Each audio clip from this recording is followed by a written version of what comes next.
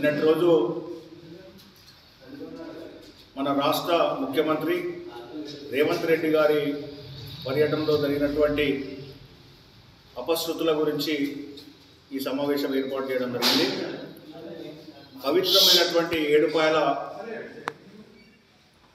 అమ్మవారి యొక్క ప్రాంగణాన్ని గాంధీ భవన్ లాగా తెలంగాణ రాష్ట్రంలో కానీ ఎక్కడ కానీ జరగని విధంగా కాంగ్రెస్ పార్టీ సభలాగా కాంగ్రెస్ యొక్క సమావేశంలాగా కాంగ్రెస్ జెండాలతో ఏడుపాయల అమ్మవారి ప్రాంగణంలో అలంకరించారు. ఇది బాధాకరం. అమ్మవారి ఆగ్రహానికి లోను కాక తప్పదని చెప్పేసి మెదక్ జిల్లా బీజేపీ డిమాండ్ చేస్తూ ఉన్నది. ఇది అధికారుల యొక్క వైఫల్యం. ఇది జిల్లా అధికారులు అదేవిధంగా ఎండోమెంట్ అధికారుల యొక్క వైఫల్యం అని చెప్పేసి మేము చెప్తా ఉన్నాము. అక్కడ అభివృద్ధి కార్యక్రమాలంటే ప్రభుత్వ డబ్బులతోటి ప్రభుత్వం యొక్క పద్ధతి ప్రకారం జరిగేటటువంటి అభివృద్ధి కార్యక్రమాల్లో అది కాంగ్రెస్ జెండాలతో కాంగ్రెస్ పార్టీ జెండాలతో అలంకరించడం ఇది చాలా బాధాకరం. బేషరతుగా కాంగ్రెస్ పార్టీ వాళ్ళు అదేవిధంగా అధికారులు కూడా ప్రజలకు భక్తులకు అందరికీ క్షమాపణ చెప్పాలని చెప్పేసి బీజేపీ మెదక్ జిల్లా పక్షాన డిమాండ్ చేస్తూ ఉన్నాం.